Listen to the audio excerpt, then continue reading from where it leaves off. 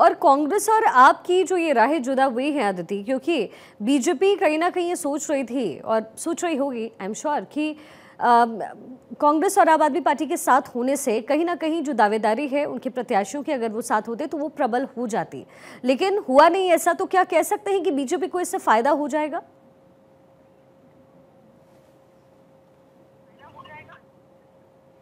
देखिए, एक्चुअली कई सीटों पर आम आदमी पार्टी कांग्रेस के वोट काटेगी, कई सीटों पर आम आदमी पार्टी छोटे दलों को बहुत वोट काट कर मदद करेगी, तो कई सीटों पर भारतीय जनता पार्टी का नुकसान होगा।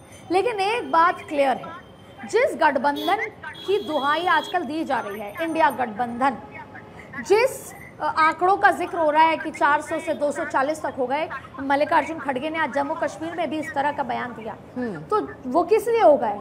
इंडिया गठबंधन ये मानता है कि हम आए एकजुट, इसलिए नरेंद्र मोदी के आंकड़े कम हो गए। वही गठबंधन एक दूसरे को नुकसान पहुंचाने के लिए हरियाणा में आ गए, और ऐसा नहीं है कि पहली बार हो रहा है। यही गठबंधन में खींचतान नजर आएगी आपको दिल्ली चुनाव में, यही गठबंधन में आपको खींचतान इंडिया गठबंधन में नजर आएगी झारखंड चुनाव में, और महाराष्ट्र में तो कहने ही क्या। इसके अलावा आप देखिए, जब 2024 के चुनाव हुआ तब भी कोई क्लैरिटी नहीं थी इस गठबंधन की कि पंजाब में हम साथ नहीं लड़ेंगे पर हम दिल्ली में साथ लड़ेंगे, यानी सत्ता के लिए उनको साथ आना है। ऐसे में अब जनता ये बात समझ चुकी है, और हरियाणा चुनाव में एक्सपोज हो गए दोनों कि हमको जहां पर एक दूसरे के हम सक्षम नहीं है तो हम एक दूसरे की जरूरत है, जहां हम सक्षम है हमें जरूरत नहीं है। और आम आदमी पार्टी ने क्लियरली नाराजगी जताई है कि अगर आप लोग की बात नहीं हुई थी स्टेट लीडरशिप से, तो आपको फिर आला कमान को इन्वॉल्व नहीं करना चाहिए था। ऐसे में कहीं ना कहीं भारतीय जनता पार्टी को फायदा देता नजर आ रहा है। लेकिन अदिति, इस बार बीजेपी के लिए साख की लड़ाई भी है, क्योंकि हमने देखा कि लोकसभा चुनाव में बीजेपी का जिस तरीके का प्रदर्शन रहा, अपनी सीटों को कम लेकर के बीजेपी आई है। अब ऐसे में हरियाणा चुनाव हो गया, इसके साथ ही फिर आने वाले दिनों में जब महाराष्ट्र के चुनाव होंगे, जब उनके डेट्स आएंगे, तो वो भी साख की लड़ाई बीजेपी के लिए हो जाएगी, क्योंकि बहुत ही जोड़ तोड़ की राजनीति जो है वो बीजेपी अब तक करती हुई आई है। तो हरियाणा में जीतना जरूरी तो है, लेकिन इसके पीछे की रणनीति क्या है बीजेपी की?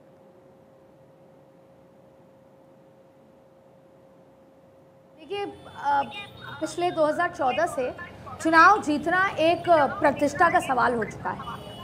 पहले चुनाव जनता के मूड और जनता का मैंडेट समझ के उसको एक्सेप्ट कर लिया जाता था, लेकिन 2014 से जिस तरीके से हमने हर एक चुनाव को भारतीय जनता पार्टी के इस कल्चर ने इसको इस तरह से फैला दिया है कि अब ये साख का सवाल हो गया है, चाहे फिर वो अगर बात कर लें कि किसी पार्षद चुनाव ही क्यों नहीं। अब आप देखिए, क्योंकि 240 का आंकड़ा बीजेपी के पास आया है, मोदी 3.0 है, तो जाहिर तौर पे नरेंद्र मोदी या भारतीय जनता पार्टी इन चुनाव को भी प्रतिष्ठा का सवाल मान रही है, खास तौर पर जम्मू कश्मीर, वहीं हरियाणा, क्योंकि हरियाणा हिंदी बेल्ट का राज्य है, दिल्ली से जुड़ा हुआ है, नरेंद्र मोदी इम्पैक्ट वहाँ पर बहुत है।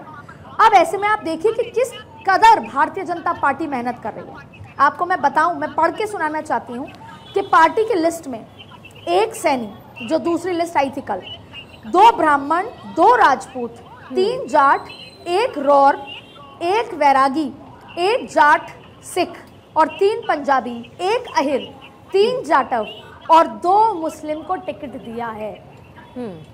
Have you ever seen such a vast combination of social engineering? तो ये भारतीय जनता पार्टी की तैयारी और कोशिश है कि तीसरी बार किसी भी स्थिति में वो वापस सत्ता में काबिज हो। नहीं, लेकिन अदिति, ये जो आपने अभी कॉम्बिनेशन बताया, जो सोशल इंजीनियरिंग आपने बताई है अदिति, क्या इसके पीछे ये वजह नहीं है कि बीजेपी को टारगेट किया गया? हमने देखा उसका खामियाजा भी बीजेपी ने उठाया। हालांकि आरक्षण के मुद्दे पर बीजेपी की तरफ से स्टैंड बहुत ही क्लियर था, आरक्षण खत्म करने की बात कांग्रेस करती रही, लेकिन फायदा जरूर कांग्रेस को इससे हुआ। तो ऐसा नहीं लगता कि ये जो इंजीनियरिंग की गई है ये बीजेपी को यहाँ पर, क्या ये जरूरी है कि बेनिफिट करे? क्योंकि जनता जो है वो जानती है कि वोट कैसे करना है, और कांग्रेस बड़े अच्छे से जानती है कि इसको भुनाना कैसे है।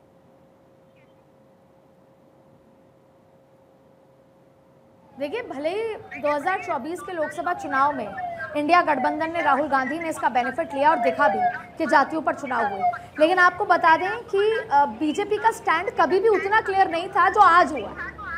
आज जब देश के गृह मंत्री अमित शाह और पार्टी के चाणक्य अमित शाह ने 2 टूक ये बात कही कि जब तक भाजपा है तब तक आरक्षण का कोई बाल भी बांका नहीं कर सकता, कोई छेड़छाड़ नहीं हो सकती। तो आज इस बयान के बाद क्या बदलाव होगा वो बहुत देखना महत्वपूर्ण है, क्योंकि अभी तक चाहे विदेश की धरती से चाहे देश की धरती से राहुल गांधी बार बार ये 4 कीवर्ड्स के साथ खेल रहे थे। आरक्षण, संविधान को खतरा, आरक्षण हम हैं तो आरक्षण होगा, हम जाति जनगणना करके रहेंगे इसी संसद में। तो अब अमित शाह ने क्लियरली बोल दिया है कि जब तक भारतीय जनता पार्टी है तब तक आरक्षण को कोई हाथ नहीं लगा सकता, आरक्षण रहेगा। तो अब सवाल क्या उठ गया है, आरक्षण वर्सेस आरक्षण।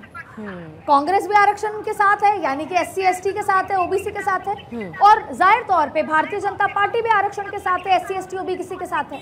अब सिर्फ एक ही डिफरेंस है कि कौन अच्छे से इस मुद्दे को जनता तक लेकर जा सकता है जी। तो ये जो मैंने आपको बताई सोशल इंजीनियरिंग, इस सोशल इंजीनियरिंग के माध्यम से भारतीय जनता पार्टी हरियाणा में ये बताना चाहती है कि हमारे लिए SC ST OBC कितने महत्वपूर्ण हैं, और हमारे लिए ब्राह्मण भी हैं, क्योंकि यहाँ पे ब्राह्मणों को भी दिया है, राजपूत को भी दिया है, पंजाबी को भी दिया है, जाट पंजाबी को भी दिया है।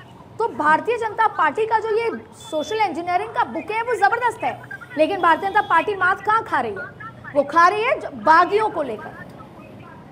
क्योंकि भारतीय जनता पार्टी ने अगर टिकट कटी, क्योंकि 3 मंत्रियों की टिकट कटी, 8 विधायकों की टिकट कटी है, तो जाहिर तौर पे जब रामविलास शर्मा, मैं उस टाइम पर हरियाणा को मैंने पूरा कवर किया है, रामविलास शर्मा खुद अमित शाह से मिलकर हरियाणा में जब पहली सरकार थी तब सारी वार्ता करते थे। आज वो बागी हो गए हैं, यानी कि पार्टी अगर टिकट देगी तो ठीक है, और पार्टी नहीं देगी तो हम बागी हो जाएंगे। जी जी, यानी कि राजनीति और सत्ता सर्वोपरि है, पार्टी सर्वोपरि नहीं है। और ये कमोबेश अदिति तमाम पार्टियों के साथ नजर आया है, चाहे फिर वो बीजेपी हो या कांग्रेस, और इसलिए ये जो चुनावी दंगल है वो बड़ा इंटरेस्टिंग हो गया है अदिति।